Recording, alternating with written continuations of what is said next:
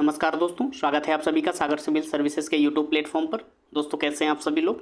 हम उम्मीद करते हैं कि आप सभी लोग बहुत अच्छे होंगे, स्वस्थ होंगे और बहुत अच्छे तरीके से आप सभी लोग अपनी परीक्षा की तैयारी में लगे हुए होंगे।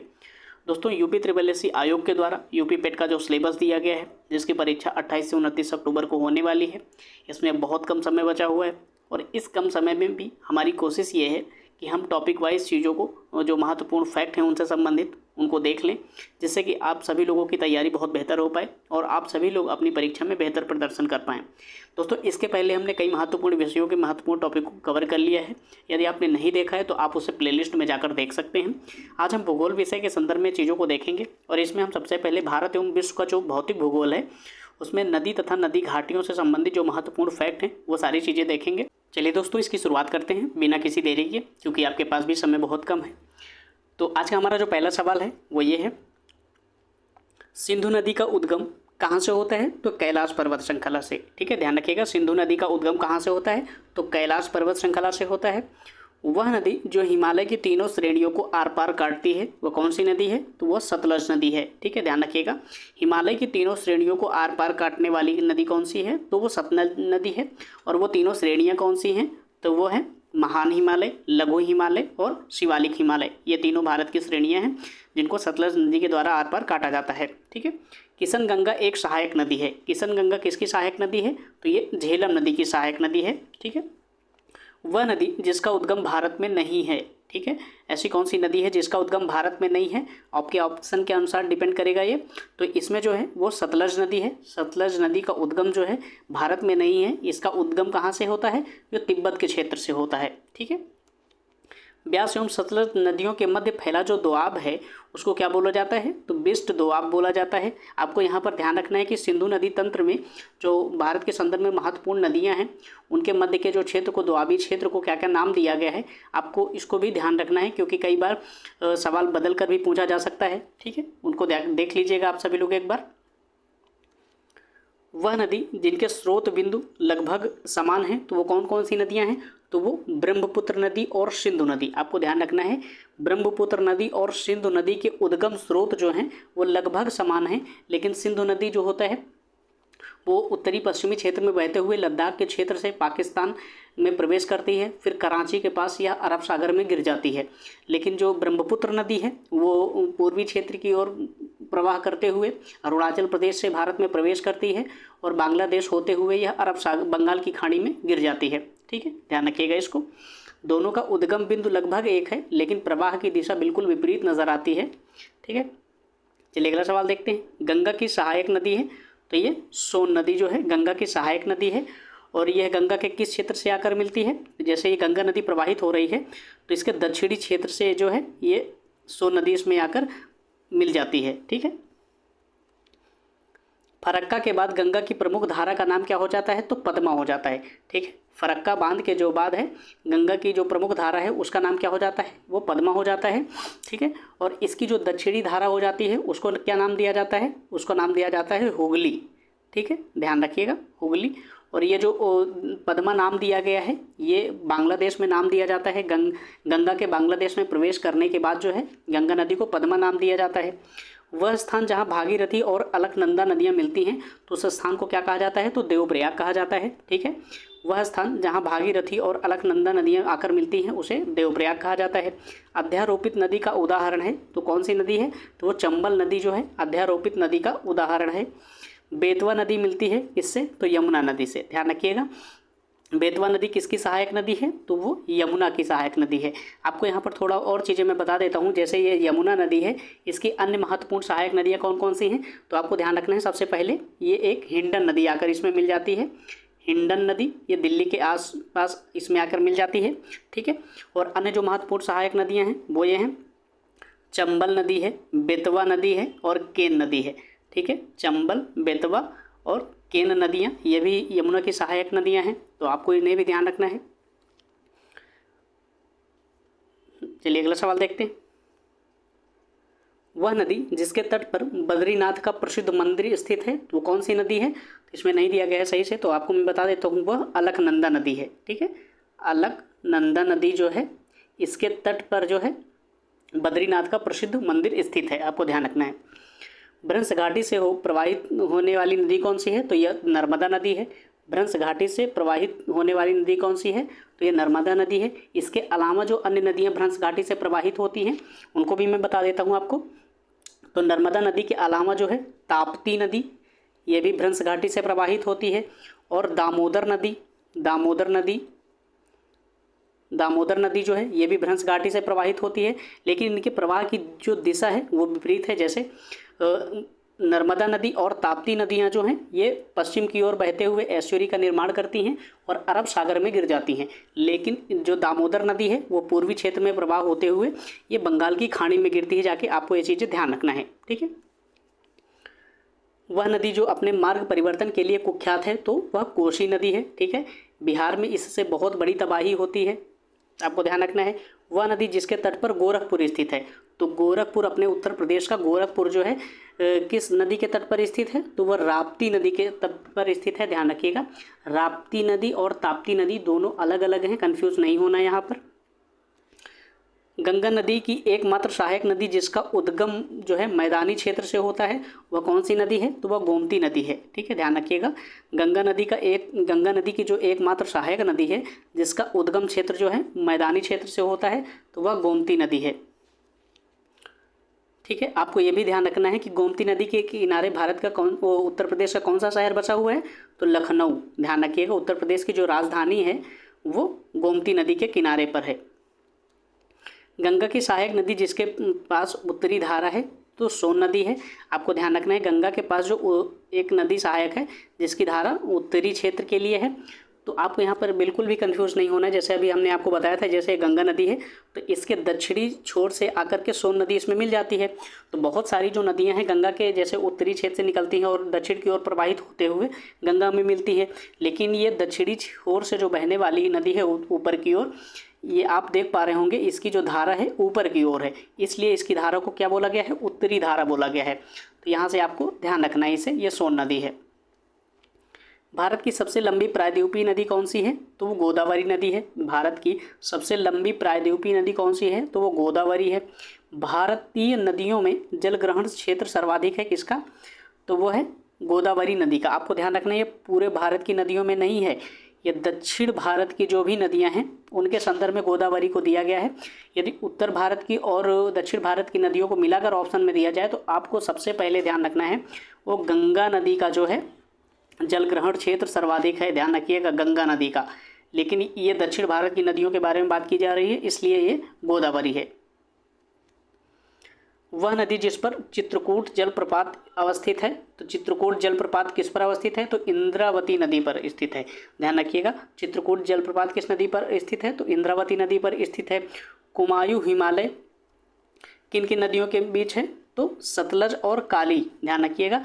जब हम नदियों के आधार पर हिमालयी क्षेत्र को वितरित करते हैं, बांटते हैं, तो उसमें जो कुमायूं हिमालय का क्षेत्र आता है वह सतलज और काली नदियों के मध्य स्थित है। भारत की वह नदी जो कर्क रेखा को 2 बार काटती है, ध्यान रखिएगा, वो कौन सी नदी है? माही नदी है। ये भारत की माही नदी जो है कर्क रेखा को 2 बार काटती है। और ये आपको ये भी ध्यान रखना है कि ये इसका संबंध कितने राज्यों से है? तो 3 राज्यों से है। कई बार ये भी सवाल पूछा जाता है। और वो राज्य कौन कौन से हैं? तो वो MP है, मध्य प्रदेश, और उसके बाद कौन सा है? राजस्थान, ठीक है, राजस्थान, और उसके बाद कौन सा है? गुजरात। ये 3 राज्य हैं जिनमें माही नदी जो है प्रवाहित होती है और कर्क रेखा को 2 बार काटती है। वह नदी जिसके पास ऊपरी मार्ग में मीठा जल परंतु निचले भाग में खारे जल का प्रवाह होता है, तो कौन सी नदी है? वो जो है लूनी नदी है। आपको ध्यान रखना है कि वह नदी जिसके ऊपरी भाग में जो है मीठा जल है परंतु निचले भाग में खारे जल का प्रवाह होता है, वह नदी कौन सी है? तो वह लूनी नदी है, ठीक है।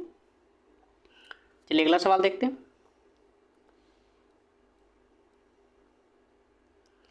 अपने भ्रंश घाटी प्रवाह के लिए प्रसिद्ध कौन कौन सी नदी है? तो ये दामोदर नदी है, अभी हमने आपको थोड़ी देर पहले बताया था। मन्नार की खाड़ी में गिरने वाली नदी कौन सी है? वैगई नदी है, ध्यान रखिएगा। मन्नार की खाड़ी में गिरने वाली नदी कौन सी है? तो ये कौन सी नदी है? तो ये है वैगई नदी। और ये कहाँ पर स्थित है? तो आपको ध्यान रखना है ये तमिलनाडु के क्षेत्र में स्थित है। कहाँ पर? वैगई नदी कहाँ पर प्रवाहित होती है? तो ये होती है तमिलनाडु में, तमिलनाडु में, ठीक है। वह पश्चिमी वाहिनी नदी जो 2 पर्वत श्रेणियों के बीच बहती है, तो ये नर्मदा नदी है। अभी हमने आपको बताया था वो नर्मदा नदी जो है भ्रंश घाटियों में बहती है। और आपको यहाँ पर एक चीज़ और मैं बता देता हूँ, ये नर्मदा नदी जो है ये किन किन पर्वत श्रेणियों के मध्य बहती है, ये अभी यहाँ पर पूछ लिया गया। 2 पर्वत श्रेणियों के बीच बहती है, तो ये दोनों पर्वत श्रेणियाँ कौन कौन सी हैं? एक तो है विंध्याचल, ठीक है, एक तो विंध्याचल पर्वत श्रेणी और दूसरी है सतपुड़ा, ठीक है, सतपुड़ा पर्वत श्रेणी। ये दोनों पर्वत श्रेणियों के मध्य जो है ये नर्मदा नदी ऐसे प्रवाहित होती है। रिफ्ट घाटी से होकर बहने वाली नदी कौन सी है? तो वो नर्मदा नदी है। ये कई बार सवाल पूछा जा रहा है, देख लीजिए रिपीट हो रहा है। नर्मदा एवं ताप्ती नदियों के मध्य स्थित कौन सी श्रेणी है? तो वो सतपुड़ा श्रेणी है। आपको ध्यान रखना है, जैसे ये नर्मदा नदी प्रवाहित हो रही है, इसके मध्य ये जो है ये सतपुड़ा पर्वत श्रेणी है। फिर इसके दक्षिणी क्षेत्र में फिर कौन सी नदी है? ये ताप्ती नदी है। और इसके ऊपरी क्षेत्र में कौन सी श्रेणी है? तो ये विंध्याचल पर्वत श्रेणी है। आपको ध्यान रखना है, सबसे पहले ऊपर विंध्याचल पर्वत श्रेणी, फिर नर्मदा नदी, फिर सतपुड़ा पर्वत श्रेणी, फिर उसके बाद कौन सी है? ताप्ती नदी। भारतीय नदियां जो एस्चुरी या जोरनदमुख बनाती हैं तो वो नर्मदा और ताप्ती नदियां हैं। अभी हमने आपको पहले बता दिया था इसको। अरब सागर में गिरने वाली नदी कौन सी है? तो ताप्ती नदी है और नर्मदा नदी भी है। अमरकंटक से उद्गमित होने वाली नदी कौन सी है? तो ये नर्मदा नदी है, ध्यान रखिएगा। मध्य प्रदेश के जो है अमरकंटक पहाड़ी से निकलने वाली नदी कौन सी है? तो नर्मदा नदी है। नर्मदा नदी प्रवाहित होती है कहाँ पे? तो सतपुड़ा श्रेणी और बिंद श्रेणी के मध्य से। देख लीजिए दोस्तों, एक ही सवाल को कितने तरह से तोड़ मरोड़ के पूछा जा रहा है, लेकिन सवाल रिपीट हो रहा है, ठीक है। आपको कंफ्यूज नहीं होना है, बिल्कुल से याद रखना है, हो सकता है सवाल पूछा जाए। कावेरी नदी का उद्गम कहाँ से होता है? तो ब्रह्मगिरी की पहाड़ियों से होता है। कावेरी नदी का उद्गम कहाँ से होता है? तो ब्रह्मगिरी की पहाड़ियों से होता है। ये दक्षिण भारत की नदी है, ध्यान रखिएगा। वह नदी जिसे दक्षिण की गंगा कहा जाता है, तो कावेरी नदी है, ध्यान रखिएगा। वह नदी जिससे दक्षिण की गंगा कहा जाता है वह है कावेरी नदी। लेकिन आपको एक चीज़ और ध्यान रखना है, दक्षिणी गंगा किसे कहा जाता है? तो गोदावरी नदी को कहा जाता है। दक्षिण की गंगा किसे कहा जाता है? तो कावेरी को कहा जाता है। लेकिन दक्षिणी गंगा जो कहा जाता है, दक्षिणी गंगा, वो कहा जाता है गोदावरी को, ठीक है, ध्यान रखिएगा, गोदावरी को। दामोदर जिसकी सहायक नदी है वह है हुगली, ठीक है। दामोदर जिसकी सहायक नदी है वह किसकी सहायक नदी है? तो वह हुगली नदी की सहायक नदी है। भारत की वह नदी जिसे जैविक मरुस्थल कहते हैं, भारत की वह नदी जिसे जैविक मरुस्थल कहा जाता है, तो दामोदर नदी है। दक्षिण भारत की नदियां प्रमुख रूप से अपवाह तंत्र बनाती हैं, कौन से? तो वृक्षनुमा अपवाह स्वरूप बनाती हैं। दक्षिण भारत की जो प्रमुख नदियां हैं वो वृक्षनुमा अपवाह तंत्र का जो है स्वरूप धारण करती हैं। वह नदी जो उड़ीसा में अपना डेल्टा बनाती है, कौन सी नदी है? तो महानदी है। उड़ीसा की ये महत्वपूर्ण नदी है, ये अपना डेल्टा बनाती है कहाँ पर? उड़ीसा में बनाती है। इस नदी का नाम क्या है? महानदी। चलिए अगला सवाल देखते हैं। दक्कन के पठार में नदियों का प्रवाह होता है पश्चिम से पूर्व, ध्यान रखिएगा। दक्कन के पठार में जो है नदियों का प्रवाह किस दिशा में होता है? तो पश्चिम से पूर्व दिशा में होता है। आपको सभी को पता होगा, जैसे भारत का ये क्षेत्र है तो ये दक्कन का पठार हो गया। आपको ये पता होगा कि इस क्षेत्र में बहुत सारी पर्वत श्रृंखलाएं पाई जाती हैं, तो इसकी वजह से ढलान इधर को है, ठीक है। इसीलिए इन नदियों का जो प्रवाह है पश्चिम से पूर्व की ओर नज़र आता है, ठीक है। ये कॉन्सेप्ट है थोड़ा सा। सियाचिन ग्लेशियर विवाद का विषय है किसके बीच? तो भारत और पाकिस्तान के मध्य, ठीक है। सियाचिन ग्लेशियर जो है ये किन 2 देशों के मध्य विवाद का क्षेत्र है? तो ये भारत और पाकिस्तान के मध्य है। आपको ध्यान रखना है, सियाचिन जो ग्लेशियर है ये भारत का सबसे बड़ा ग्लेशियर है, ठीक है। ये भारत का जो है सबसे बड़ा ग्लेशियर है, आपको ध्यान रखना है, सबसे बड़ा ग्लेशियर है। और इसकी जो लंबाई कितनी है? लगभग 76 किलोमीटर, ठीक है, ध्यान रखिएगा। इसकी लंबाई लगभग 76 किलोमीटर की है। ये देख लिए, अगला सवाल वही मिल गया है। सबसे बड़ा हिमनद कौन सा है? तो सियाचिन हिमनद है। कई जगह आपको ससाइनी मिल जाएगा, ससाइनी हिमनद को सबसे बड़ा हिमनद बताया गया है, लेकिन वो ससाइनी हिमनद जो है सबसे बड़ा हिमनद नहीं है। वर्तमान डाटा के अनुसार सबसे बड़ा हिमनद जो है वो सियाचिन हिमनद है। फूलों की घाटी कहाँ पर स्थित है? तो उत्तराखंड में स्थित है। आप सभी को पता होगा कि फूलों की घाटी कहाँ पर स्थित है, तो उत्तराखंड में स्थित है। वह नदी जो उत्तराखंड के कुमाऊं क्षेत्र में अवस्थित है, उत्तराखंड के कुमाऊं क्षेत्र में कौन सी नदी स्थित है? तो मिलाम नदी, ठीक है, ध्यान रखिएगा। मिलाम नदी जो है उत्तराखंड के कुमाऊं क्षेत्र में स्थित है। भारत का लगभग 2/3 कोयला क्षेत्र कहाँ पर पाया जाता है? तो दामोदर घाटी में पाया जाता है। अभी हमने आपको जो कॉन्सेप्ट बताया है उसमें ये चीज़ें डिस्कस की थी, ठीक है। भारत का लगभग 2/3 जो कोयला क्षेत्र है वो दामोदर घाटी क्षेत्र में पाया जाता है। भारत का वह राज्य जहाँ फुल्लर झील है तो कहाँ पर है, तो उत्तर प्रदेश में। आप उत्तर प्रदेश की परीक्षा देने जा रहे हैं तो उत्तर प्रदेश से भी कई सारे सवाल आपको मिलेंगे, तो आपको ध्यान रखना है फुल्लर झील कहाँ पर स्थित है, तो उत्तर प्रदेश में स्थित है। पंचप्रदा झील जो है कहाँ पर स्थित है, तो वो स्थित है राजस्थान में, ठीक है, ध्यान रखिएगा। पंचप्रदा झील जो है कहाँ पर स्थित है, तो राजस्थान में स्थित है। श्री हरिकोटा द्वीप कहाँ पर स्थित है, तो पुलिकट झील के निकट स्थित है। श्री हरिकोटा द्वीप जो है कहाँ पर स्थित है, तो पुलिकट झील के निकट स्थित है। कहाँ पर, तो ये आंध्र प्रदेश में, ठीक है, आंध्र प्रदेश में, आंध्र प्रदेश में है। और यहीं जो है इसरो का लॉन्चिंग स्टेशन भी है। वेम्बनाथ झील कहाँ पर है, तो वेम्बनाथ झील जो है ये केरल में स्थित है और इसी में जो है नेहरू नौका दौड़ भी होती है, आपको अलग से थोड़ा सा ध्यान रखना है। वेम्बनाथ झील केरल में है। वह जलाशय जिसमें मध्य प्रदेश का हरसूद नगर जलमग्न हुआ था, तो वह इंदिरा सागर जलाशय है। आपको ध्यान रखना है मध्य प्रदेश का जो है हरसूद नगर किस जलाशय में जलमग्न हुआ था, तो इंदिरा सागर जलाशय में। रहस्यमय झील किसे कहा जाता है, तो रूपकुंड को कहा जाता है। रहस्यमय झील किसे कहा जाता है, तो ये रूपकुंड को कहा जाता है, ठीक है। 2 भारतीय राज्यों की साझेदारी वाली झील कौन सी है, तो पुलिकट झील है। आपको ध्यान रखना है 2 भारतीय राज्यों की जो साझेदारी वाली झील है वो कौन सी झील है, तो ये पुलिकट झील है। आपको ये भी ध्यान रखना है कि इस पुलिकट झील पर किन 2 राज्यों का प्रभुत्व है, तो एक है आंध्र प्रदेश, एक है आंध्र प्रदेश और दूसरा कौन सा है, तमिलनाडु, ठीक है। एक आंध्र प्रदेश है, एक है दूसरा तमिलनाडु, ध्यान रखिएगा इसे। मुंबई की मीठी नदी निकलती है कहाँ से, विहार झील से। मुंबई की जो मीठी नदी है वो कहाँ से निकलती है, तो वह विहार झील से निकलती है। चिल्का झील कहाँ पर स्थित है, ओडिशा में स्थित है, ध्यान रखिएगा। चिल्का झील कहाँ पर स्थित है, तो ओडिशा में स्थित है। घाट प्रभा नहर परियोजना जो है वो कहाँ पर स्थित है, तो घाट प्रभा नहर परियोजना जो है वो स्थित है कर्नाटक में। आपको ध्यान रखना है, भूलना नहीं है। घाट प्रभा नहर परियोजना जो है कर्नाटक से संबंधित है। चलिए अगले महत्वपूर्ण तथ्य को देखते हैं।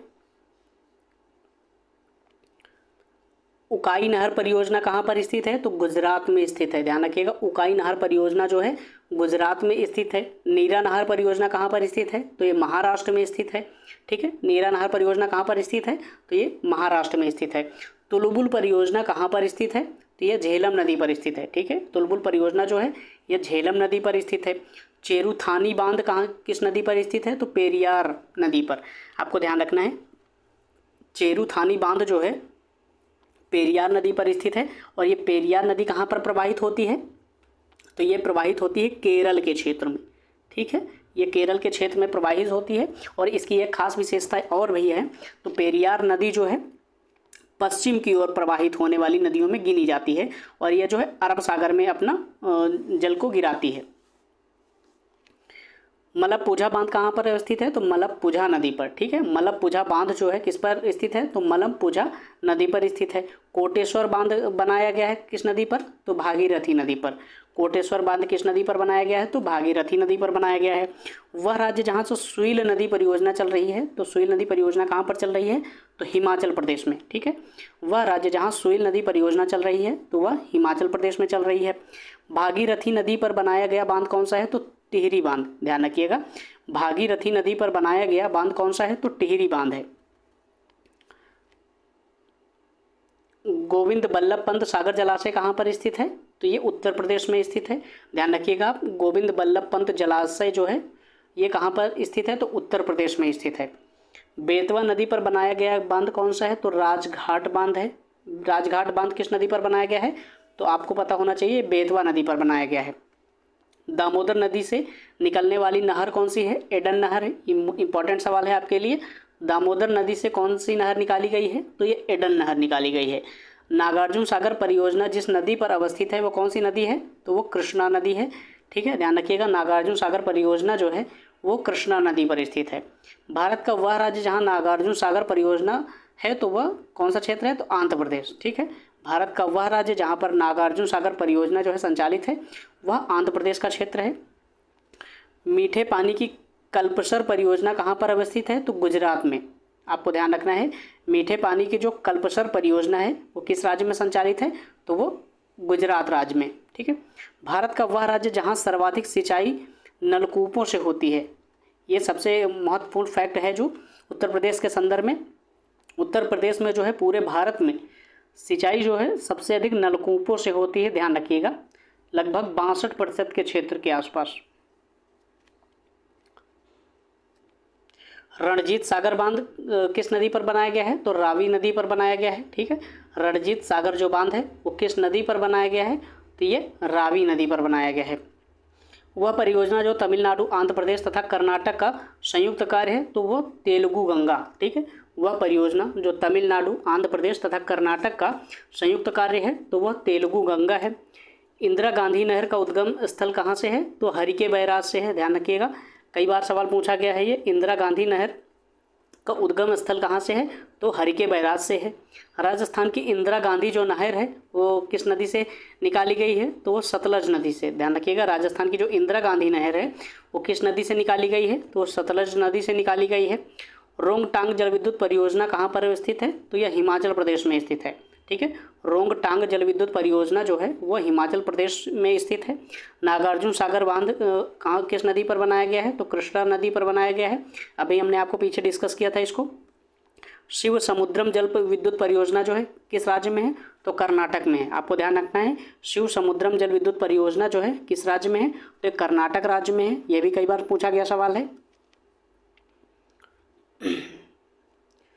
रानी लक्ष्मीबाई बांध कहाँ पर अवस्थित है, तो ये बेतवा नदी पर, ध्यान रखिएगा। रानी लक्ष्मीबाई बांध जो है ये किस नदी पर है, तो ये बेतवा नदी पर स्थित है। उन दो राज्यों के नाम जिन्होंने किसाऊ बांध परियोजना हेतु एक समझौते पर हस्ताक्षर किया है, तो किसाऊ बांध परियोजना के लिए वो दोनों राज्य कौन से हैं, एक उत्तराखंड है और दूसरा हिमाचल प्रदेश है। किसाऊ बांध परियोजना जो है उत्तराखंड और हिमाचल प्रदेश की जो है संयुक्त परियोजना है। बगलिहार परियोजना किस नदी पर है, तो चिनाब नदी पर। कालपोंग जल विद्युत परियोजना जो है ये अंडमान और निकोबार द्वीप समूह में स्थित है। मंगलम सिंचाई परियोजना जो है ये कहाँ पर है, तो ये केरल में है। मंगलम सिंचाई परियोजना जो है किस राज्य में चलाई जा रही थी, तो ये केरल में। सेतु समुद्रम परियोजना किसको जोड़ती है, तो मन्नार की खाड़ी को पाक की खाड़ी से। सेतु समुद्रम जो परियोजना है वो किसको जोड़ती है, तो मन्नार की खाड़ी को जो है पाक की खाड़ी से जोड़ती है। चलिए अगले महत्वपूर्ण फैक्ट को देखते हैं। फरक्का बैराज का निर्माण हुआ था, तो हुगली से प्राप्त जो पर्याप्त जल प्रवाह को बनाए रखने के लिए इसका निर्माण किया गया था। फरक्का बैराज का निर्माण क्यों किया गया था, तो हुगली नदी से जो पर्याप्त जल प्रवाहित हो रहा था उसके प्रवाह को बनाए रखने के लिए। बकिंघम नहर का मुख्य कार्य क्या है, सिंचाई तथा नौकागमन। ठीक है। बकिंघम नहर का मुख्य कार्य क्या है, तो सिंचाई करना और नौकागमन करना इसका मुख्य कार्य है। बड़े बांध बनाने का विरोध किया जाता है क्योंकि इससे प्राकृतिक असंतुलन पैदा होता है। बड़े बांध बनाने का विरोध किया जाता है, इसके पीछे कारण क्या है, क्योंकि इससे जो है प्राकृतिक असंतुलन पैदा होता है। सबसे बड़ी सिंचाई परियोजना कौन सी है, तो भाखड़ा नांगल परियोजना। ठीक है। सबसे बड़ी सिंचाई परियोजना कौन सी है, तो वो भाखड़ा नांगल परियोजना है। आपको यहाँ पर इसको भी ध्यान रखना है कि भाखड़ा नांगल जो परियोजना है एक सिंचाई परियोजना है। रुद्र सागर विकास योजना कहाँ की है, तो ये त्रिपुरा की है। ठीक है। रुद्र सागर जो विकास योजना है किस राज्य की है, तो ये त्रिपुरा राज्य की है। चलिए अगला महत्वपूर्ण तथ्य देखते हैं। जवाहर सागर बांध कहाँ पर स्थित है, तो ये राजस्थान में। आपको ध्यान रखना है, जवाहर सागर बांध जो है कहाँ पर स्थित है, तो राजस्थान में स्थित है। वह नदी जिसके मुहाने पर पक्षी के पंजे की आकृति वाला डेल्टा मिलता है, तो ये कौन सी नदी है, तो मिसिसिपी नदी है। वह नदी जिसके मुहाने पर पक्षी के पंजे की आकृति वाला डेल्टा मिलता है, तो वह कौन सी नदी है, मिसिसिपी नदी है। आपको ध्यान रखना है कि मिसिसिपी कहाँ की नदी है, तो मिसिसिपी जो है ये अमेरिका की नदी है। ठीक है। यूनाइटेड स्टेट ऑफ अमेरिका की नदी है और ये इस क्षेत्र में जो है प्रवाहित होती है। ये पंजे के आकार की जो डेल्टा है इस तरह से ये बनाती है, मिसिसिपी नदी है। ठीक है। यूरोप में 4 राजधानियों से होकर प्रवाहित होने वाली नदी कौन सी है, तो डेन्यूब नदी है। ध्यान रखिएगा, यूरोप में जो है 4 राजधानियों से प्रवाहित होने वाली नदी कौन सी है, तो डेन्यूब नदी है। नीली नील नदी जो है जिसे ब्लू नील कहा जाता है, ये किस झील से निकलती है, तो ये टाना झील से निकलती है। और ये किस महाद्वीप की नदी है, तो ये अफ्रीका महाद्वीप की है। ठीक है, अफ्रीका महाद्वीप में यह नदी प्रवाहित होती है और ताना झील से निकलती है। करीबा बांध निर्मित है किस नदी पर? तो जाम्बेजी नदी पर। ध्यान रखिएगा, करीबा बांध जो है जाम्बेजी नदी पर निर्मित है। ठीक है, ये भी अफ्रीका महाद्वीप में प्रवाहित होने वाली नदी है, दक्षिणी अफ्रीका के क्षेत्र में प्रवाहित होती है। अफ्रीका की वह नदी जो मकर रेखा को 2 बार काटती है, तो लिम्पोपो नदी। अभी आपने अपने भारत में माही नदी को देखा था, वो कर्क रेखा को 2 बार काट रही थी, लेकिन अफ्रीका की जो लिम्पोपो नदी है वो मकर रेखा को 2 बार काटती है। ये बहुत इंपॉर्टेंट फैक्ट है, इसको ध्यान रखिएगा। भ्रंश घाटी से निकलने वाली नदी कौन सी है? तो राइन नदी। ठीक है, भ्रंश घाटी से निकलने वाली नदी कौन सी है? तो राइन नदी है। राइन नदी कहाँ की है? तो ये जर्मनी के क्षेत्र में प्रवाहित होती है। आपको ध्यान रखना है, ये कहाँ पर प्रवाहित होती है? जर्मनी के क्षेत्र में। और यह इसके आसपास का जो क्षेत्र है ये कोयले की दृष्टि से बहुत महत्वपूर्ण है। ठीक है, भारत पाक बगलिहार परियोजना जो है किस नदी पर है? तो चिनाब नदी पर है। ठीक है, भारत पाक के मध्य जो बगलिहार जल विद्युत परियोजना है वह चिनाब नदी पर बनाई गई है। एशिया की सबसे लंबी नदी कौन सी है? यांगतीसी क्यांग। ठीक है, एशिया की सबसे लंबी नदी कौन सी है? तो यांगतीसी क्यांग। बांग्लादेश में प्रवेश करने के बाद गंगा नदी को किस नाम से जाना जाता है? पद्मा नदी के नाम से जाना जाता है। अभी हमने आपको जब शुरुआत में सवाल डिस्कस कर रहे थे तब उसमें बताया था, बांग्लादेश में प्रवेश करने के बाद गंगा नदी को किस नाम से जाना जाता है? तो पद्मा नदी के नाम से जाना जाता है।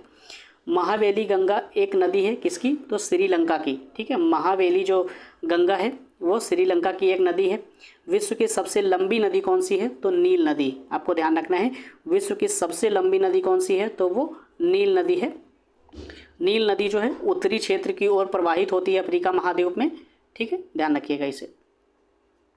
और ये अपना जल कहाँ पर गिराती है? तो भूमध्य सागर के क्षेत्र में गिराती है ये अपना जल, इसको ध्यान रखिएगा, इंपॉर्टेंट फैक्ट है ये। वोल्गा नदी कहाँ गिरती है? तो ये कैस्पियन सागर में गिरती है। ध्यान रखिएगा, वोल्गा नदी कहाँ पर गिरती है? तो ये कैस्पियन सागर में अपना जल गिराती है। विश्व की सबसे गहरी झील बैकाल झील है। आप सभी को पता है विश्व की सबसे गहरी झील जो है वो बैकाल झील है। ये कहाँ पर स्थित है? तो रूस के साइबेरियाई क्षेत्र में। आपको ध्यान रखना है, रूस के साइबेरियाई क्षेत्र में बैकाल झील अवस्थित है। उत्तरी अमेरिका की सुपीरियर झील का जो क्षेत्र है वो किस चीज़ के लिए प्रसिद्ध है? तो वो प्रसिद्ध है लौह अयस्क के भंडार के लिए। ठीक है, लौह अयस्क के भंडार के लिए उत्तरी अमेरिका की जो सुपीरियर झील है उसके आसपास का जो क्षेत्र है लौह अयस्क के भंडार के लिए बहुत प्रसिद्ध है। पर्ल ऑफ साइबेरिया किसे कहा जाता है? तो बैकाल झील को। ठीक है, अभी हमने आपको बताया है कि विश्व की सबसे गहरी झील कौन सी है? बैकाल झील है। ये कहाँ पर है? रूस के साइबेरियाई क्षेत्र में है। लेकिन इसी नदी को आपको एक चीज़ और ध्यान रखना है कि पर्ल ऑफ साइबेरिया भी कहा जाता है। ठीक है, जम्मू एवं कश्मीर में अवस्थित झील कौन सी है? तो डल झील है। ठीक है, जम्मू एवं कश्मीर में अवस्थित झील कौन सी है? तो डल झील है। क्षेत्रफल एवं आयतन के आधार पर विश्व की सबसे बड़ी झील कौन सी है? क्षेत्रफल एवं आयतन के आधार पर विश्व की सबसे बड़ी झील कौन सी है? तो वो है कैस्पियन सागर झील। ठीक है, 1000 झीलों का देश किसे कहा जाता है? तो फिनलैंड। 1000 झीलों का देश किसे कहा जाता है? तो फिनलैंड को कहा जाता है। यूएसए में स्थित झील कौन सी है? मिशिगन झील। ठीक है, यूएसए में स्थित झील कौन सी है? मिशिगन झील है। आपको ये ध्यान रखना है कि 5 जो महत्वपूर्ण झीलें हैं जो आपस में कनेक्टेड हैं उसमें एक सुपीरियर झील है, मिशिगन झील है, ईरी झील है, ओंटारियो झील है और ह्यूरॉन झील है। ठीक है, ध्यान रखिए कि 5 जो झीलें हैं ये कहाँ पर हैं? ये अमेरिका में स्थित हैं और इनकी सीमा किससे लगती है? तो ये कनाडा से लगती है। असम में अवस्थित झील कौन सी है? तो चपनाला झील। चपनाला झील कहाँ पर अवस्थित है? तो असम में स्थित है। चिल्का झील कहाँ पर स्थित है? तो उड़ीसा में स्थित है। अभी आपको पीछे हमने डिस्कस किया था।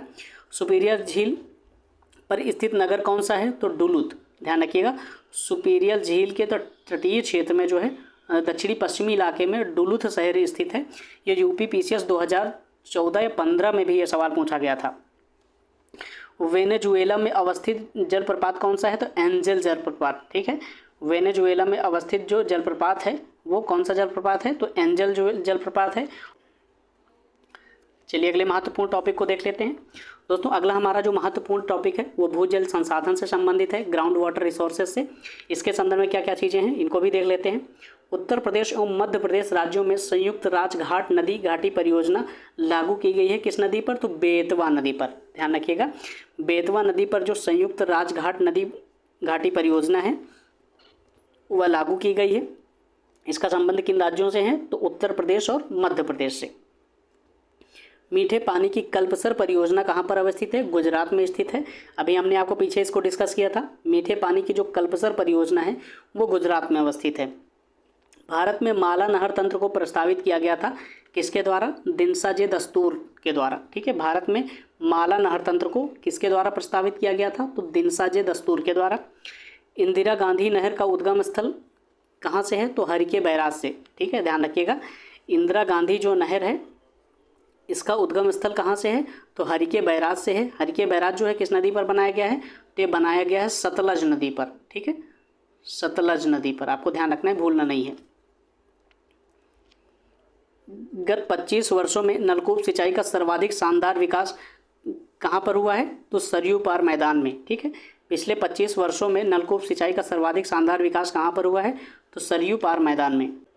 भाखड़ा नागल किन राज्यों की संयुक्त परियोजना है? तो वो हरियाणा, पंजाब और राजस्थान। ठीक है, ध्यान रखिएगा, भाखड़ा नागल किन राज्यों की संयुक्त परियोजना है? तो हरियाणा, पंजाब और राजस्थान। रोंगटांग जल विद्युत परियोजना कहाँ पर अवस्थित है? तो हिमाचल प्रदेश में अवस्थित है। ठीक है, रोंगटांग जल विद्युत परियोजना जो है कहाँ पर अवस्थित है? तो हिमाचल प्रदेश में अवस्थित है। ऊपरी गंगा नहर का उद्भव स्थान कौन सा है? तो हरिद्वार है। ऊपरी गंगा नहर का जो उद्भव है स्थान कौन सा है? तो हरिद्वार है। चलिए अगले महत्वपूर्ण फैक्ट को देखते हैं। जलाशय चंबल नदी पर बना है। तो ये राणा प्रताप सागर जो जलाशय है ये चंबल नदी पर बनाया गया है। आपको ध्यान रखना है, राणा प्रताप सागर जलाशय जो है ये चंबल नदी पर बनाया गया है। भारत की सिंचाई की जो क्षमता है अधिकांश प्रतिशत किससे पूरा होता है? तो लघु एवं बृहद परियोजनाओं से। भारत की सिंचाई का अधिकांश हिस्सा किससे पूरा होता है? तो वो लघु एवं बृहद सिंचाई परियोजनाओं से। सारण सिंचाई नहर निकलती है कहाँ से? तो ये गंडक नदी से निकलती है। ध्यान रखिएगा, सारण सिंचाई जो नहर है वो गंडक नदी से निकलती है। और ये कहाँ पर निकलती है? तो ये बिहार के क्षेत्र में निकलती है। आपको ध्यान रखना है, ये बिहार के क्षेत्र में, बिहार में। ठीक है, बहुउद्देशीय नदी घाटी परियोजनाओं को आधुनिक भारत का मंदिर किसने कहा था? तो ये भारत के पंडित जवाहरलाल नेहरू जो है बहुउद्देशीय नदी घाटी परियोजनाओं को आधुनिक भारत के मंदिर कहा करते थे। ठीक है, चलिए दोस्तों अपने अगले महत्वपूर्ण टॉपिक को देख लेते हैं। पर्वत, पहाड़ियाँ और हिमनद से संबंधित जो महत्वपूर्ण फैक्ट हैं उन सारी चीज़ों को देख लेते हैं। दोस्तों वीडियो हो सकता है कि थोड़ी लंबी हो रही हो, लेकिन आप लोग पेशेंस के साथ जुड़े रहिए। आपको इधर उधर भागना ना पड़े कि चीज़ों को तैयार करने के लिए। इसलिए हमारी कोशिश ये है कि हम एक ही साथ चीज़ों को बहुत अच्छे से कवर कर लें, और रिपीट करके चीज़ों को पढ़ाने का हमारा उद्देश्य ये है कि आप सभी लोगों को एक ही बार में चीज़ें यहाँ पर याद हो जाएं, क्योंकि आपके पास अब बहुत ज़्यादा समय नहीं है। ठीक है, आप अपने जो भी समय महत्वपूर्ण बचा है वो अन्य विषयों पर भी दे दें, जिससे आपका रिजल्ट बेहतर हो पाए। बृहद हिमालय को किस नाम से जाना जाता है? तो हिमाद्री। ठीक है, बृहद हिमालय को इस नाम से भी जाना जाता है, तो हिमाद्री नाम से भी जाना जाता है। भारत का सबसे पुराना पर्वतीय क्षेत्र कौन सा है? तो अरावली। भारत का सबसे पुराना पर्वतीय क्षेत्र कौन सा है? तो अरावली है। ये प्री कैम्ब्रियन युग की जो पर्वत श्रृंखला है। ठीक है, और वर्तमान में यह अवशिष्ट पर्वत श्रृंखला के रूप में गिनी जाती है। मणिपुर पहाड़ियों से घिरा इम्फाल बेसिन जो है एक सुंदर उदाहरण है किसका? सरोवरीय मैदान का। मणिपुर के क्षेत्र में जो चारों तरफ से पहाड़ियों से घिरा इम्फाल बेसिन है वो एक सुंदर सरोवरीय मैदान का उदाहरण है। कंचनजंगा शिखर स्थित है कहाँ पे? तो भारत में स्थित है। ध्यान रखिएगा, कंचनजंगा जो है वो भारत में स्थित है। और ये किस क्षेत्र में स्थित है? तो ये सिक्किम के क्षेत्र में स्थित है। ठीक है, सिक्किम, आपको ध्यान रखना है, सिक्किम और नेपाल के क्षेत्र में जो है कंचनजंगा का क्षेत्र, कंचनजंगा पर्वत श्रृंखला स्थित है। अक्साई चीन का भाग है। अक्साई चीन जो है किसका भाग है? तो लद्दाख के पठार का। ठीक है, अक्साई चीन जो है किसका भाग है? तो लद्दाख के पठार का। आप सभी को पता होगा जब हम जम्मू कश्मीर का ऐसे मैप बनाते हैं ऐसे, तो ये अब जम्मू कश्मीर का ये क्षेत्र हो गया है और ये पूरा लद्दाख का क्षेत्र हो गया। इसमें ये क्षेत्र जो है ये अक्साई चीन का भाग माना जाता है। ये क्षेत्र जो है ये अक्साई चीन का भाग माना जाता है, आपको ध्यान रखना है। ठीक है, अक्साई चीन। तो हिमालय किसका पर्यायवाची है? तो महान हिमालय का। ठीक है, हिमालय जो है वो किसका पर्यायवाची है? तो महान हिमालय का। आपको ध्यान रखना है, बहुत इंपॉर्टेंट सवाल है ये। हिमालय जो है महान हिमालय का पर्यायवाची है। कुल्लू घाटी जिन पर्वत श्रेणियों के बीच अवस्थित है वे कौन कौन सी पर्वत श्रृंखलाएं हैं? तो धौलाधर और पीर पंजाल, ठीक है। कुल्लू घाटी जिन पर्वत श्रेणियों के बीच स्थित है तो वो धौलाधर और पीर पंजाल पर्वत श्रेणियाँ हैं। उत्तर प्रदेशीय यानी कि उत्तरांचल हिमालय का सर्वोच्च शिखर कौन सा है, तो नंदा देवी।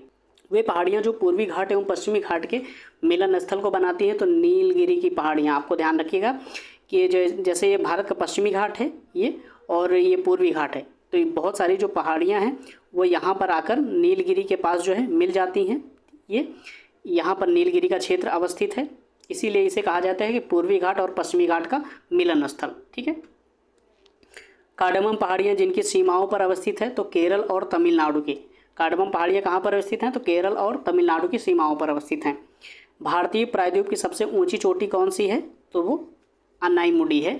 भारतीय प्रायद्वीप की ध्यान रखिएगा, यहाँ पर प्रायद्वीप बोला गया है। प्रायद्वीप इस क्षेत्र को कहा जाता है जो 3 तरफ से जो है जल से घिरा होता है, ठीक है।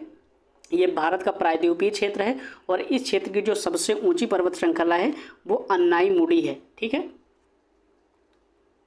ये जो अन्नाईमुडी जो है किस पर्वत श्रृंखला का हिस्सा है, तो अन्नामलाई पर्वत श्रृंखला का हिस्सा है, ठीक है। और उसकी जो सबसे ऊंची चोटी है अन्नाईमुडी। नंगा पर्वत कहाँ पर अवस्थित है, तो यह जम्मू एवं कश्मीर में स्थित है। नंगा पर्वत कहाँ पर स्थित है, तो जम्मू एवं कश्मीर में अवस्थित है। लघु हिमकाल माना जाता है कब से कब तक को, तो 1650 से 1870 तक ईस्वी तक के क्षेत्र को, मतलब समय को क्या माना जाता है, तो लघु हिमकाल का क्षेत्र माना जाता है। अंडमान एवं निकोबार द्वीप समूह में सबसे अधिक ऊंचाई वाली चोटी कौन सी है, सैडल पीक। आपको ध्यान रखना है, अंडमान और निकोबार के क्षेत्र द्वीप समूह में जो सबसे ऊंची चोटी कौन सी है, तो सैडल पीक है। सबसे नवीन पर्वत श्रेणी कौन सी है, तो शिवालिक हिमालय। आपको ध्यान रखना है, हिमालय की जो श्रृंखलाएं हैं, जैसे ये महान हिमालय है, ये लघु हिमालय है, और ये जो शिवालिक हिमालय का क्षेत्र है ये सबसे बाद में बनी है, ठीक है। इसका निर्माण कैसे हुआ है, तो बहुत सारी नदियों के द्वारा जो मलबा लाया गया था उसके जमाव से इसका निर्माण हुआ है, और ये सबसे नवीन पर्वत श्रृंखला है हिमालय की। धौलाधर एवं पीर पंजाल की जो महत्वपूर्ण पर्वत श्रेणियां हैं वो कहाँ पर स्थित हैं, वो लघु हिमालय में स्थित हैं, ठीक है। धौलाधर और पीर पंजाल की जो महत्वपूर्ण पर्वत श्रेणियां हैं वो लघु हिमालय में स्थित हैं। दोस्तों यहाँ पर हम थोड़ा सा टेबल कंटेंट को देख लेते हैं, क्योंकि इससे भी कई बार सवाल आपसे बन सकता है। आपको देखने में हो सकता है थोड़ी सी असुविधा हो रही हो, लेकिन आपके लिए महत्वपूर्ण है, इसलिए मैं इसे डिस्कस करना चाहता हूँ यहीं पर। इसमें सबसे पहले जो महाद्वीप, जो कई सारे जो देश हैं उनमें कौन कौन सी पर्वत श्रृंखलाएँ हैं स्थित हैं, उनकी ऊंचाई क्या है, सबसे लंबी नदी कौन सी है, पर्वत श्रृंखला सबसे ऊँची कौन सी है, और गहनतम बिंदु कौन सा है, ये सारी चीज़ें देख लेते हैं, क्योंकि इनसे कई बार फैक्चुअल जो सवाल है वो पूछ लिए जाते हैं। सबसे पहले हम देखते हैं अफ्रीका महाद्वीप में। अफ्रीका महाद्वीप का सबसे बड़ा देश कौन सा है, तो वो है अल्जीरिया। आपको ध्यान रखना है, अफ्रीका महाद्वीप का सबसे बड़ा देश कौन सा है, तो अल्जीरिया है। और यहाँ का सबसे छोटा देश कौन सा है, तो मेओटो है, ठीक है, ध्यान रखिएगा, मेओटो। और इसका जो सबसे ऊंचा पर्वत शिखर कौन सा है, तो माउंट किलिमंजारो है। ये एक प्रकार का जो है ज्वालामुखीय पर्वत है, ठीक है, ध्यान रखिएगा, ये एक प्रकार का ज्वालामुखीय पर्वत है जो अफ्रीका में स्थित है, माउंट किलिमंजारो। और इसकी ऊंचाई कितनी है, तो यह है 5895 मीटर इसकी ऊंचाई है। और अफ्रीका महाद्वीप की सबसे लंबी नदी कौन सी है, तो नील नदी है, जिसको अभी हमने आपको पीछे डिस्कस किया था। और अफ्रीका महाद्वीप का जो सबसे गहनतम बिंदु है वो असाई झील है। असाई झील जो है अफ्रीका महाद्वीप का सबसे गहरा स्थान है, और इसकी गहराई कितनी है, 156 मीटर, ठीक है। और अंटार्कटिका के क्षेत्र में सबसे बड़ा देश कौन सा है, सबसे छोटा देश कौन सा है, ये अभी डाटा नहीं है इसका कोई, तो विल्सन मॉसिफ जो है यहाँ की सबसे ऊंची पर्वत श्रृंखला है। अगर आपसे कभी पूछ लिया जाए या आप किसी से पूछ लें कि अंटार्कटिका महाद्वीप का जो है सबसे ऊंचा पर्वतीय क्षेत्र कौन सा है, तो हो सकता है कि वो ना भी बता पाए, तो फिर आप उसे बता दीजिएगा कि विल्सन मॉसिफ जो है अंटार्कटिका महाद्वीप का सबसे ऊंचा पर्वतीय क्षेत्र है, और इसकी जो ऊंचाई है 5140 है, ठीक है, ध्यान रखिएगा, 5140 मीटर। और ओनेक्स जो है यहाँ की सबसे लंबी नदी है। अंटार्कटिका महाद्वीप की सबसे लंबी नदी कौन सी है, ओनेक्स नदी। ये बहुत सारे फैक्ट आपको जो पहली बार पता चल रहे हैं, इनको आपको ध्यान रखना है। और अंटार्कटिका महाद्वीप का सबसे गहरा बिंदु कौन सा है, तो बेंटल ट्रेंच, ठीक है, बेंटल ट्रेंच जो है अंटार्कटिका महाद्वीप का सबसे गहरा क्षेत्र है। और इसकी गहराई कितनी है, 2853 मीटर, उतना ज़रूरी नहीं है। एशिया महाद्वीप का जो है सबसे बड़ा देश कौन सा है, तो एशिया महाद्वीप का सबसे बड़ा जो देश है वो चाइना है, ठीक है, इसमें दिया गया है। और मालदीव जो है सबसे छोटा देश है, ध्यान रखिएगा। एशिया महाद्वीप का सबसे बड़ा देश कौन सा है, तो चाइना है, और मालदीव जो है सबसे छोटा देश है। और यहाँ की जो सबसे ऊंची पर्वत श्रृंखला है वह माउंट एवरेस्ट है। इसकी ऊंचाई कितनी है, 8,850 मीटर। कई जगह आप पहले से पढ़ रहे होंगे कि 8,848 मीटर है, लेकिन नए डाटा के अनुसार 8,800 जो है 50 मीटर हो चुकी है। और एशिया महाद्वीप की सबसे लंबी नदी कौन सी है, तो यांगत्से नदी है, अभी हमने आपको पीछे डिस्कस किया था। और यहाँ का जो सबसे गहरा क्षेत्र कौन सा है, डेड सी, ठीक है, मृत सागर का क्षेत्र जो है वो सबसे गहरा क्षेत्र है, और इसकी गहराई कितनी है, 397 मीटर, ठीक है। चलिए देख लेते हैं ऑस्ट्रेलिया के बारे में।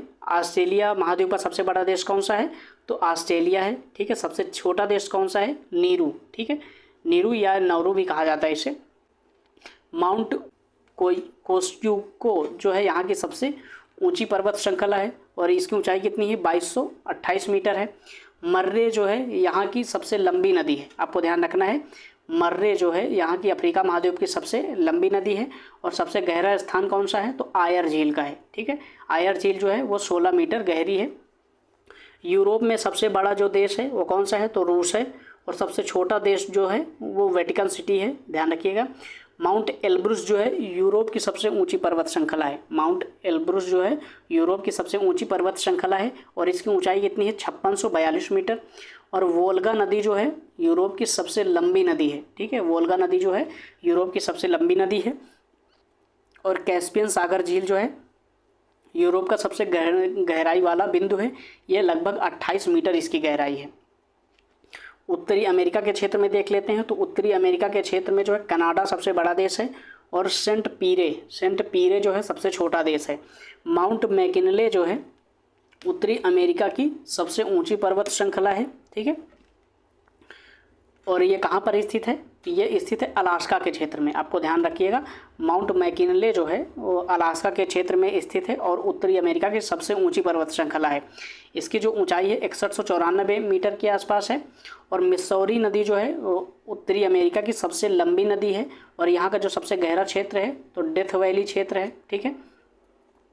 और इसकी जो गहराई कितनी है, 86 मीटर के आसपास है। दक्षिण अमेरिका में सबसे बड़ा देश कौन सा है, तो ब्राज़ील है, आपको ध्यान रखना है। और सबसे छोटा देश कौन सा है, तो फॉकलैंड द्वीप है। और यहाँ की जो सबसे ऊंची जो पर्वत श्रृंखला है ओजस डेल सराडो, ये इंपॉर्टेंट है आपके लिए। दक्षिण अमेरिका का सबसे ऊंचा पर्वतीय क्षेत्र कौन सा है, तो ओजस डेल सलाडो है। इसकी ऊंचाई कितनी है, तो 1784 मीटर के आसपास है। और दक्षिण अमेरिका की जो सबसे महत्वपूर्ण और सबसे लंबी नदी जो है वो अमेजन नदी है, ठीक है। और इसकी जो सबसे गहरा क्षेत्र कौन सा है, वाल्डस पेनिन, ठीक है, ध्यान रखिएगा। वाल्डस पेनिन जो है यहाँ का सबसे गहरा क्षेत्र है, और इसकी गहराई लगभग कितनी है, तो 40 मीटर के आसपास है। चलिए दोस्तों अन्य महत्वपूर्ण चीज़ों को देख लेते हैं थोड़ा सा। नर्मदा तथा तापी नदियों से घिरी कौन सी पहाड़ियाँ हैं, तो सतपुड़ा पहाड़ियाँ हैं, आपको ध्यान रखना है। ऊपर नर्मदा नदी प्रवाहित होती है, और बीच में जो है सतपुड़ा पर्वत श्रृंखला है, और फिर नीचे से इधर से ताप्ती नदी प्रवाहित होती है, ठीक है, ताप्ती नदी। इसलिए इन दोनों नदियों के बीच ये पर्वत श्रृंखला पाई जाती है। मैकाल रेंज कहाँ पर स्थित है, तो मैकाल रेंज जो है छत्तीसगढ़ में स्थित है, ठीक है, ध्यान रखिएगा। मैकाल रेंज जो है छत्तीसगढ़ में स्थित है। जास्कर तथा लद्दाख पर्वत श्रेणियों के मध्य कौन सा क्षेत्र स्थित है, तो लेह। भारत का जो केंद्र शासित प्रदेश लेह है वो जास्कर और लद्दाख पर्वत श्रेणियों के मध्य स्थित है, आपको ध्यान रखना है, इंपॉर्टेंट सवाल है ये। भारत का वह राज्य जिसमें नाथुला दर्रा स्थित है, तो कहाँ पर, तो सिक्किम में। नाथुला दर्रा कहाँ पर स्थित है, तो सिक्किम में स्थित है। वह दर्रा जिसमें लेह जाने का रास्ता है तो वह जोजिला दर्रा है, ठीक है। लेह जाने का रास्ता कौन से दर्रा देता है, तो जोजिला दर्रा है। 2006 में नाथुला जिन देशों के बीच सीमा पर व्यापार के लिए पुनः खोला गया था वह कौन कौन से क्षेत्र हैं, तो भारत और चाइना के मध्य, ठीक है। 2006 में नाथुला दर्रा को पुनः सीमा क्षेत्र पर व्यापार के लिए खोल दिया गया है, वो भारत और चीन के मध्य। रोहतांग दर्रा कहाँ पर अवस्थित है, तो हिमाचल प्रदेश में अवस्थित है, ठीक है। रोहतांग दर्रा कहाँ पर अवस्थित है, तो हिमाचल प्रदेश में अवस्थित है। सिपकीला दर्रा कहाँ पर अवस्थित है, तो ये हिमाचल प्रदेश में स्थित है, ध्यान रखिएगा। सिपकीला दर्रा कहाँ पर है, तो हिमाचल प्रदेश में है। विश्व की सबसे लंबी पर्वत श्रेणी एंडीज है, ध्यान रखिएगा। विश्व की सबसे लंबी जो पर्वत श्रेणी है वो कौन सी है, एंडीज है। ये कहाँ पर स्थित है, तो ये दक्षिणी अमेरिका में, दक्षिण अमेरिका के पश्चिमी क्षेत्र में उत्तर से दक्षिण की ओर ये फैली है। और इसकी जो लंबाई है वो लगभग कितनी है, तो 7200 किलोमीटर है, आपको ध्यान रखना है। इंडीज पर्वत श्रृंखला की जो लंबाई है वो 7200 किलोमीटर के आसपास है। व्हाइट पर्वत कहाँ पर स्थित है? तो ये यूएसए में स्थित है, ठीक है, अमेरिका में स्थित है। व्हाइट पर्वत जो है यूएसए में स्थित है। अफ्रीका की जो सर्वोच्च पर्वत शिखर माउंट किलिमंजारो वो कहाँ पर स्थित है? तो वो तंजानिया में स्थित है। ध्यान रखिएगा, अफ्रीका का जो सर्वोच्च शिखर माउंट किलिमंजारो है वो कहाँ पर स्थित है? तो तंजानिया में स्थित है। अभी हमने आपको बताया था ये एक प्रकार का ज्वालामुखीय पर्वत है, ठीक है, पर्वत श्रृंखला है। माउंट टिटलिस स्थित है कहाँ पर? स्विट्जरलैंड में। माउंट टिटलिस जो है वो कहाँ पर अवस्थित है? तो वो स्विट्जरलैंड में स्थित है, आपको ध्यान रखना है। चलिए अगला महत्वपूर्ण फैक्ट देख लेते हैं।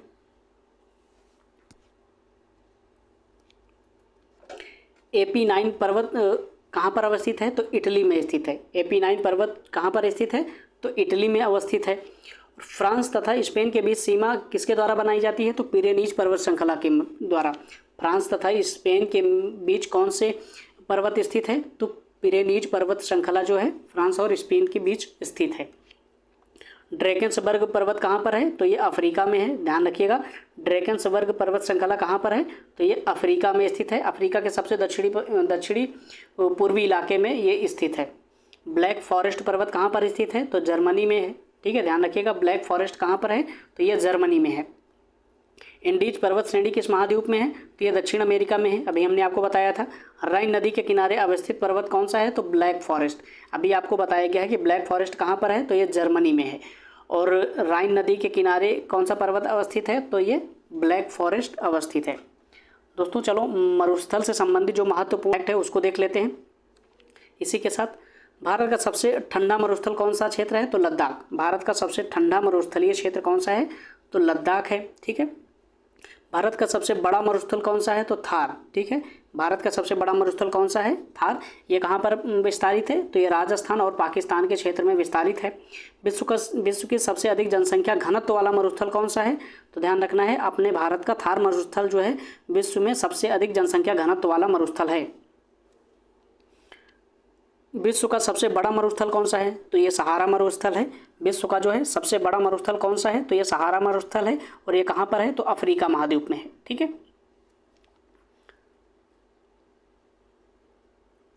विश्व का सबसे गर्म मरुस्थल कौन सा है? सबसे ठंडा मरुस्थल कौन सा था अपने भारत का? तो लद्दाख था। विश्व का सबसे गर्म मरुस्थल कौन सा है? तो ये आटाकामा का मरुस्थल है। ये कहाँ पर स्थित है? तो चिली और पेरू की सीमा के पास स्थित है, ठीक है, ध्यान रखिएगा। चिली और पेरू की सीमा के पास स्थित है। और ये इसका एक क्षेत्र है अरिका, जो कि किस चीज़ के लिए फेमस है? तो तांबे के लिए फेमस है, आपको ध्यान रखना है। विश्व का सबसे ठंडा मरुस्थल कौन सा है? तो गोबी मरुस्थल जो है विश्व का सबसे ठंडा मरुस्थल है। और ये कहाँ पर स्थित है? चीन और मंगोलिया की सीमा के पास स्थित है, ठीक है। सबसे बड़ा पठार कौन सा है? तो कोलोराडो का पठार है। सबसे बड़ा पठार पूछा है, ध्यान रखिएगा, तो ये कोलोराडो का पठार है। दक्षिणी गोलार्ध में स्थित जो मरुस्थल है वो कौन सा है? तो कालाहारी, ठीक है। दक्षिणी गोलार्ध में जो मरुस्थल स्थित है वो कौन सा है? तो कालाहारी मरुस्थल है। शीतोष्ण कटिबंधीय मरुस्थल कौन सा है? तो पेंटागोनियन, ठीक है। शीतोष्ण कटिबंधीय मरुस्थल कौन सा है? तो पेंटागोनियन मरुस्थल जो है शीतोष्ण कटिबंधीय मरुस्थल है। दोस्तों यहाँ पर विश्व के कुछ महत्वपूर्ण जो मरुस्थलीय क्षेत्र दिए गए हैं और उनका क्षेत्रफल दिया गया है और उनका विस्तारित क्षेत्र दिया गया है। तो आपको इसमें कुछ चीज़ें ध्यान में रखनी है जिनको मैं अभी बता देता हूँ आपको, ठीक है। विश्व का जो सबसे बड़ा मरुस्थल है वो आपको पता होना चाहिए कि सहारा मरुस्थल है। और यह 11 देशों के साथ जो है सीमा साझा करता है, ठीक है। और इसका जो क्षेत्रफल कितना है? लगभग 84 लाख वर्ग किलोमीटर के आसपास का इसका क्षेत्रफल है। आपको उतना नहीं याद रखना है, आपको ये ध्यान रखना है थोड़ा सा कि अल्जीरिया, चाड, लीबिया, माली, मॉरिटानिया, नाइजर, सूडान, ट्यूनीशिया, मिस्र और मोरक्को से ये देशों में ये जो सहारा मरुस्थल है यह फैला हुआ है, ठीक है। एक बार और देख लेते हैं इनके क्षेत्रों को। अल्जीरिया, चाड, लीबिया, माली, मॉरिटानिया, नाइजर, सूडान, ट्यूनीशिया, मिस्र और मोरक्को के क्षेत्रों में इसका विस्तार है, ठीक है। और इसके बाद जो दूसरे नंबर का सबसे बड़ा मरुस्थल है वो कौन सा है? ऑस्ट्रेलियन मरुस्थल। और यह किन क्षेत्रों में फैला है? तो ग्रेट सैंडी और great Victoria, Simpson, Gibson, Stuart रेगिस्तानी क्षेत्र इनमें सम्मिलित है। ऑस्ट्रेलिया में ये ग्रेट सैंडी मरुस्थल भी पाया जाता है, ग्रेट विक्टोरिया मरुस्थल भी पाया जाता है, सिम्पसन मरुस्थल भी पाया जाता है। इन सारे मरुस्थलों को मिला करके एक मरुस्थलीय क्षेत्र का नाम दिया गया है, वो ऑस्ट्रेलियन मरुस्थलीय क्षेत्र। ठीक है, ये विश्व का दूसरा सबसे बड़ा मरुस्थलीय क्षेत्र है। और उसके बाद अरेबियन जो मरुस्थलीय क्षेत्र है ये कहाँ पर फैला है, तो दक्षिणी अरब, सऊदी अरब, यमन, सीरिया, खाली क्षेत्र तथा नाफूद के क्षेत्र में रेगिस्तान का विस्तार है। ठीक है, और उसके बाद जो गोबी मरुस्थल है ये विश्व का सबसे ठंडा मरुस्थल अभी हमने आपको बताया था, तो मंगोलिया और चाइना के मध्य स्थित है। कालाहारी मरुस्थल अभी हमने आपको बताया तो कहाँ पर स्थित है, तो बोत्सवाना के क्षेत्र में स्थित है और मध्य अफ्रीका के क्षेत्र में। ठीक है, कालाहारी मरुस्थल कहाँ पर है, तो बोत्सवाना में स्थित है, ये मध्य अफ्रीका के क्षेत्र में स्थित है। टकला मकान का जो मरुस्थल है वो कहाँ पर है, सिक्यांग क्षेत्र में है और इस पर किसका अधिकार है, तो चाइना का है। सोनोरन मरुस्थल जो है वो एरिजोना और कैलिफोर्निया के क्षेत्रों में विस्तारित है। और आपको एक चीज़ और ध्यान रखनी है, सोनोरन जो मरुस्थल है यूएसए और मैक्सिको के मध्य विकसित है, मतलब विस्तारित है। ठीक है, नामीब मरुस्थल जो है ये दक्षिण अफ्रीका का है, ये कहाँ पर स्थित है, नामीबिया। ध्यान रखिएगा, नामीब से आपको नामीबिया याद रखना है, नामीबिया में स्थित है और यह दक्षिण अफ्रीका के क्षेत्र में स्थित है। उसके बाद जो अन्य मरुस्थल हैं जैसे कराकुम मरुस्थल, यह कहाँ पर स्थित है, तुर्कमेनिस्तान में। कराकुम मरुस्थल कहाँ पर स्थित है, तुर्कमेनिस्तान में स्थित है। आपसे कई बार जब सवाल पूछा जाएगा तो एक तरफ मरुस्थल दे दिया जाएगा, दूसरी तरफ देशों के नाम दे दिए जाएंगे, आपको मिलाना रहेगा कि वो किस देश से संबंधित हैं। ठीक है, थार मरुस्थल कहाँ पर है, तो उत्तरी पश्चिमी भारत में और पाकिस्तान के क्षेत्र में विस्तारित है, अभी हमने आपको बताया था। सोमाली मरुस्थल जो है सोमालिया के क्षेत्र में स्थित है और ये अफ्रीका महाद्वीप में आता है। द सिंतो डे सेचुरा ये मरुस्थल कहाँ पर है, तो उत्तरी पश्चिमी पेरू के क्षेत्र में और यह जो है दक्षिण अमेरिका महाद्वीप का हिस्सा है। द सिंतो डे सेचुरा जो है उत्तरी पश्चिमी पेरू के क्षेत्र में स्थित है यह मरुस्थल और यह दक्षिणी अमेरिका का भाग है। आटाकामा जो मरुस्थल है उत्तरी चिली के क्षेत्र में विस्तारित है और यह भी दक्षिणी अमेरिका का भाग है। ठीक है, काजिलकुम मरुस्थल जो है ये कहाँ पर स्थित है, तो उज्बेकिस्तान और कजाकिस्तान के मध्य।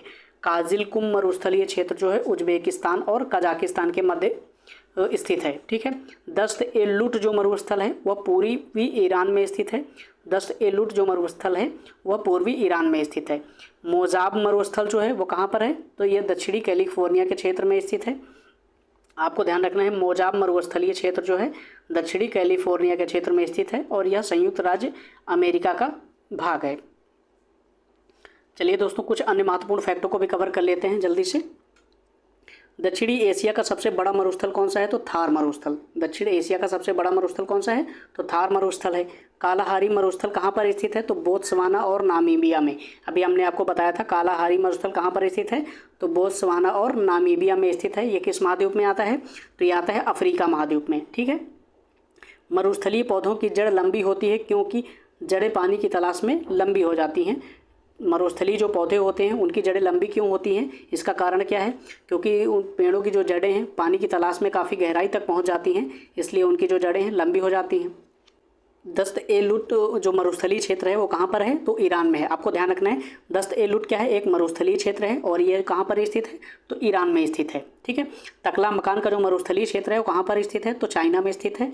टकला मकान का जो मरुस्थलीय क्षेत्र है वो कहाँ पर स्थित है, तो चाइना में स्थित है, अभी हमने आपको बताया था। और गोबी मरुस्थलीय क्षेत्र जो कहाँ पर स्थित है, तो गोबी मरुस्थलीय क्षेत्र जो है ये स्थित है मंगोलिया के क्षेत्र में स्थित है। इसका अधिक विस्तार है, लेकिन इसकी सीमा जो है चाइना के साथ भी साझा होती है।